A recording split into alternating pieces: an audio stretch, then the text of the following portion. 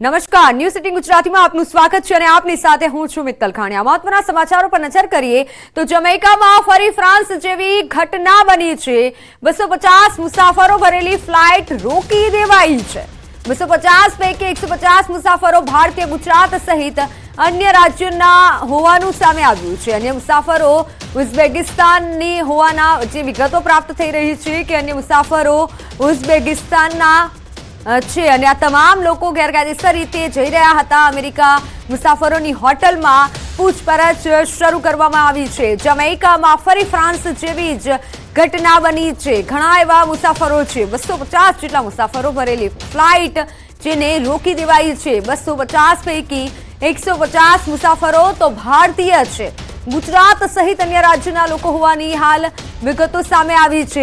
અન્ય મુસાફરો ઉઝબેકિસ્તાનના હોવાની પણ વિગતો હાલ મળી રહી છે। જો કે જે પ્રમાણે વિગતો સામે આવી રહી છે, પૂછપરછ થઈ રહી છે। આ તમામ જે લોકો કે જે ગેરકાયદેસર રીતે જઈ રહ્યા હતા તે તમામ લોકોની પૂછપરછ કરવામાં આવી રહી છે અને હવે કાર્યવાહી આગળ વધશે। પરંતુ 250 માંથી 150 જેટલા લોકો તો ભારતીય હતા। ભારતના વિવિધ પ્રાંતના લોકો કે જે ગેરકાયદેસર જઈ રહ્યા હતા, ગુજરાત સહિત અન્ય રાજ્યના લોકો હોવાની પણ હાલ માહિતી મળી રહી છે। અન્ય મુસાફરો ઉઝબેકિસ્તાનના હોવાની વિગત હાલ મળી રહી છે। ગેરકાયદેસર તેઓ અમેરિકા જઈ રહ્યા હતા।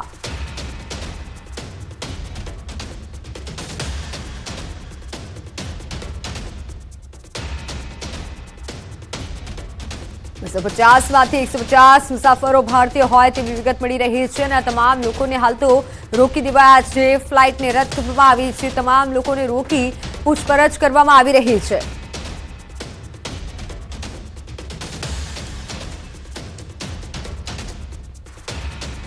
हमारी સાથે સંવાદદાતા કેતન પટેલ મહેસાણાથી જોડાઈ ચૂક્યા છે। કેતન પાસેથી વધુ વિગતો જાણીશું। કેતન, હાલ આપને શું વધુ વિગત મળી રહી છે? ફરીવાર એવી ઘટના અને એમાં 150 તો ભારતીય હોય તેવી હાલ સામે મળી રહી છે। ચોક્કસથી મિત્તલ જણાવી દઉં કે જમૈકામાં ફરી વખત ફ્રાન્સ જેવી જે ઘટના હોય છે તે સામે આવી છે। આપ સૌ જાણતા જ હશો કે થોડા સમય પહેલા ફ્રાન્સમાં પણ ઘટના બની હતી, ત્યારે ફરી વખત જમૈકા હોય છે તેમાં ઘટના સામે આવી છે, જેમાં 250 જેટલા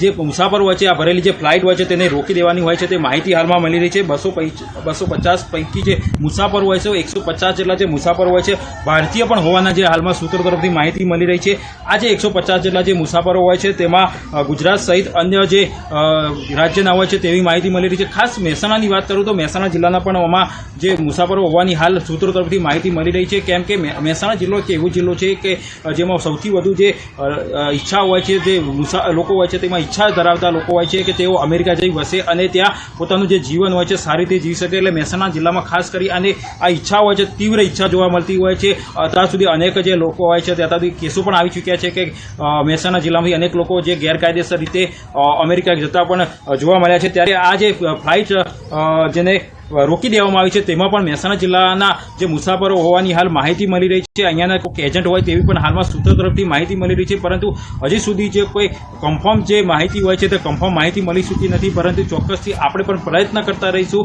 કે આ જે માહિતી હોય છે તે જે આપણા દર્શકો સુધી પહોંચી શકે, પરંતુ ચોક્કસથી મહેસાણા જિલ્લાના હોવાનું હાલમાં સૂત્રો તરફથી માહિતી મળી રહી છે। જી બિલકુલ કેતન, પરંતુ અગાઉ પણ આવી ઘટનાઓ સામે આવી ચૂકી છે। લોકો પોતાના જીવને જોખમમાં મૂકતા પહેલા અચકાતા નથી, પરિવારને લઈને આ રીતે ગેરકાયદેસર જતા હોય છે। અને મહેસાણાની વાત કરીએ તો મહેસાણામાં અગાઉ પણ આવી જ ઘટના સામે આવી હતી।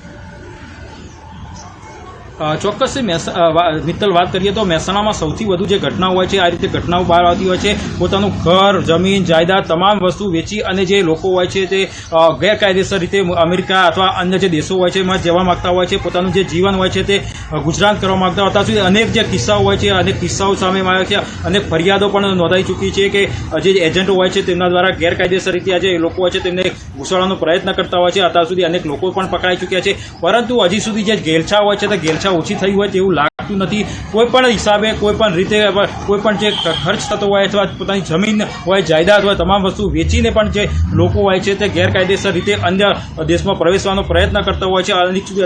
અત્યાર સુધી અનેક ઘટનાઓ પણ બની ચૂકી છે, પરંતુ ક્યાંક ને ક્યાંક હજુ પણ જે લોકો હોય છે તેમાં ઘેલછા જોવા મળી રહી છે અને તેના જ કારણે આ રીતે જે એક બાદ એક જે ઘટનાઓ હોય છે તે ઘટનાઓ બની રહી છે।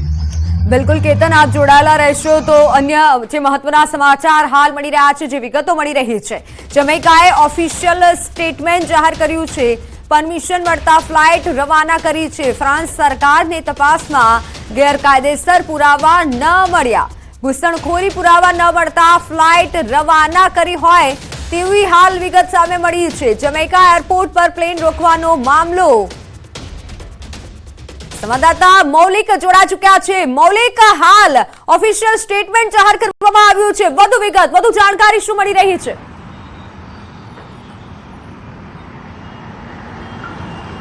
મિત્તલ, જે પ્રાથમિક જાણકારી મળી રહી છે તે એ પ્રમાણેની છે કે 2 મેના રોજ જે રીતે એક ફ્રાન્સથી આવેલી જે ફ્લાઇટ છે તેને રોકવામાં આવી હતી અને તેમાં તપાસ કરતા 253 જેટલા મેમ્બરો જે છે તે ફ્લાઇટમાંથી મળી આવ્યા હતા. ક્યાંક ને ક્યાંક માનવ તસ્કરીની જે છે આશંકા હતી અને તેને જ લઈ આ ફ્લાઇટ રોકવામાં આવી હતી.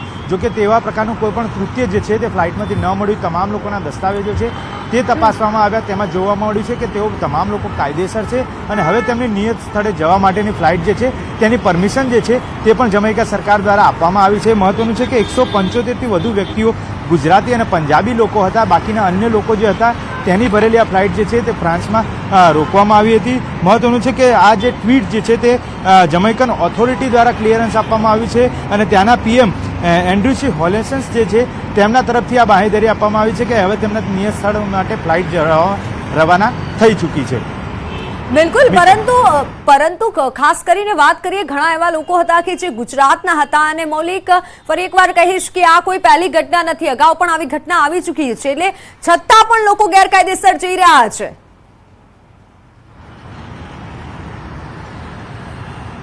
મિત્તલ, પ્રાથમિક દ્રષ્ટિએ જે રીતે 2 વ્યક્તિઓ જે છે ત્યાં સૌ પ્રથમ રીતે શંકાસ્પદ માનવામાં આવતા હતા અને શંકાસ્પદ એટલા માનવામાં આવતા હતા કે તેઓ અગાઉ જે રીતે છે તે ગુજરાતના હોઈ શકે છે અને ડોંકી રૂટ જે જતો હતો તેમાં ક્યાંક તેનો ઉપયોગ કરવામાં આવતો હોય તે પ્રકારે વાત સામે આવી હતી અને તેને જ શંકાના આધારે આખી ફ્લાઇટ જે છે તે રોકાવામાં આવી હતી. સૌપ્રથમ ત્યારે જે આ ફ્લાઇટ રોકાવામાં આવી ત્યારે એક હોટલ જે છે આરોકે હોટલમાં આ 15થી 20 વ્યક્તિઓને રોકાણ કરવા માટે રાખવામાં આવ્યા હતા, પરંતુ તેમની જીવન જરૂરિયાતનો સામાન લેવા માટે તેઓ મોલ કે અન્ય સ્થળે જે છે તે ફરતા હતા અને ત્યાં પોલીસને શંકા જતા તેમને રોકવામાં આવ્યા હતા અને તેમનું ક્લિયરન્સ માંગવામાં આવ્યું હતું. ત્યારે તેઓને આ બાબતની બાંહેધરી આપી હતી કે તેઓ અહીંયાથી ફ્લાઇટમાં આવ્યા છે, પરંતુ ફ્લાઇટની ટિકિટ જે છે તે કોઈ કારણોસર રોકવામાં આવી છે અને તેમને અહીંયા આગળ રોકાણ માટે આપવામાં આવ્યું, તો જીવન જરૂરિયાત સામાન લેવા માટે ઉતર્યા છે. આ તમામ બાબતોનું ક્લિયરન્સ જ્યારે જે છે તે સરકાર દ્વારાથી ત્યાંથી મળ્યું હતું અને અહીંયા પણ જ્યારે તપાસ કરવામાં આવી હતી ત્યારે આ તમામ બાબતોનું ક્લિયરન્સ મળતા અત્યારે ફ્લાઇટને રવાના કરવામાં આવી છે. બિલકુલ મૌલિક, પરંતુ આમાંથી જે ગુજરાતીઓ છે તે વિશે કોઈ માહિતી મળી છે ખરા? જે પણ લોકો ગુજરાતી પકડાયા હતા તેમાંથી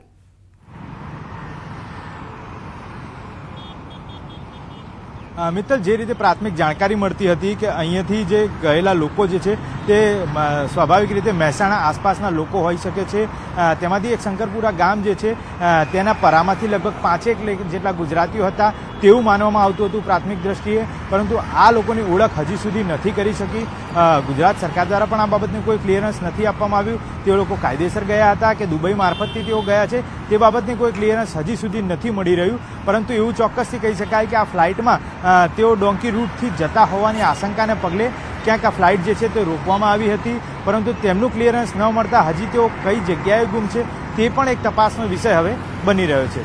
બિલકુલ મૌલિક, આભાર માહિતી બદલ. તો 250 મુસાફરો ભરેલી આ ફ્લાઇટ, જેમાં 150 મુસાફરો ભારતીય છે અને તેમાંથી પણ ઘણા એવા ગુજરાતી છે. હાલ તો તપાસ થઈ રહી છે, પૂછપરછ કરવામાં આવી છે. તમામ જે શંકાસ્પદ વ્યક્તિઓ છે જે ગેરકાયદેસર જઈ રહ્યા હોય તેવું હાલ સામે આવ્યું છે. જમૈકામાં ફરી ફ્રાન્સ જેવી જ આજે ઘટના બની છે. અમેરિકામાં ગેરકાયદેસર રીતે ઘૂસવાની આ તમામ લોકો કોશિશ કરી રહ્યા હતા.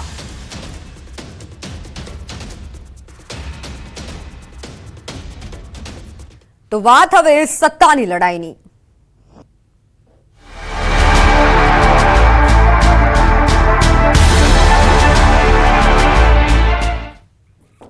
આજે ઇફકોના ડિરેક્ટરની ચૂંટણી દિલ્હીમાં યોજાશે. ઇફકોના ડિરેક્ટરની ચૂંટણી ભાજપે બિપિન પટેલને મેન્ડેટ આપ્યું છે, જ્યારે જયેશ રાદડિયાએ અપક્ષમાંથી ઉમેદવારી નોંધાવી છે.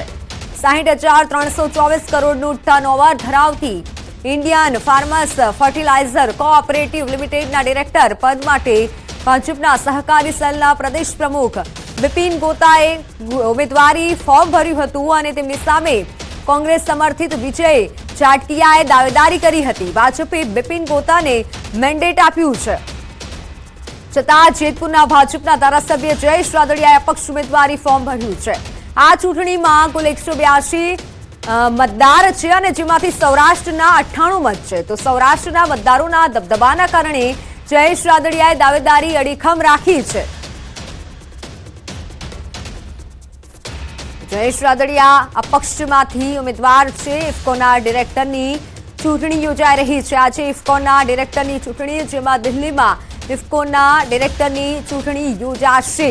ભાજપે બિપિન પટેલને મેન્ડેટ આપ્યું છે અને તેમની સામે અપક્ષમાંથી જયેશ રાદડિયા છે. ત્યારે જયેશ રાદડિયાનો પણ દબદબો છે. તો હવે જોવાનું રહેશે કે કોની દાવેદારી વધુ મજબૂત રહે છે. પરંતુ ભાજપમાંથી બિપિનભાઈ છે અને અપક્ષમાંથી જયેશ રાદડિયા છે. દિલ્હીમાં ચૂંટણી યોજાવાની છે. ઓનલાઈન પર સંવાદદાતા ગૌતમ જોડાઈ ચૂક્યા છે. ગૌતમ, ભાજપમાંથી બિપિન પટેલ છે અને જ્યારે અપક્ષમાંથી જયેશ રાદડિયા છે. ચોક્કસથી આજે ઇફકોના ડિરેક્ટરની ચૂંટણી જે છે તે દિલ્હીના ઇફકોની જે મુખ્ય ઓફિસ જે છે ત્યાં ચૂંટણી યોજાવાની છે. પરંતુ ભાજપ versus ભાજપની લડાઈ હોય તે પ્રકારે જોવા મળી રહ્યું છે. કારણ કે બિપિન પટેલ જે છે તેમને ભારતીય જનતા પાર્ટી દ્વારા મેન્ડેટ આપવામાં આવ્યું છે. એ જ રીતે સામે પક્ષે જયેશ રાદડિયા જે પૂર્વ મંત્રી જે છે, કેબિનેટ મંત્રી, તેમને પણ અપક્ષમાંથી દાવેદારી જે છે તે નોંધાવી છે અને તે અંતર્ગત કહી શકાય કે ભાજપ versus ભાજપની લડાઈ જે છે તે જોવા મળશે. મહત્વનું એ છે કે ચૂંટણી પૂર્વે જે બિપિન પટેલ જે છે તેમના સમર્થનની અંદર પંકજ પટેલ પણ આવ્યા છે. તેમનો પ્રતિ ટેકો પણ જાહેર કરવામાં આવ્યો છે. ચૂંટણીની અંદર 182 જેટલા મતદારો છે અને તે પૈકી 98 જેટલા મતદારો જે છે તે સૌરાષ્ટ્રમાંથી આવે છે. હવે જોવાનું એ રહે છે કે ચૂંટણી યોજાય છે ત્યારે કોનું પલ્લું ભારે રહે છે, કોને સમર્થન કરે છે તે તો ટૂંક સમયની અંદર ખબર પડશે. પરંતુ અત્યારે હાલ તો એ જ કહી શકાય કે ભાજપ versus ભાજપની લડાઈ જે છે. બિલકુલ બિલકુલ ગૌતમ, આભાર માહિતી બદલ. તો ભાજપ versus ભાજપની આ લડાઈ છે. અપક્ષમાંથી જયેશ રાદડિયા છે અને બીજી તરફ બિપિન પટેલ સામા પક્ષે ભાજપમાંથી છે. ત્યારે આજે દિલ્હીમાં આ ચૂંટણી યોજાનાર છે. ઇફકોના ડિરેક્ટરની આ ચૂંટણી છે જે બરાબરનો તેમાં રંગ જામશે. કારણ કે ભાજપ સામે જ ભાજપ આ વખતે મેદાનમાં છે.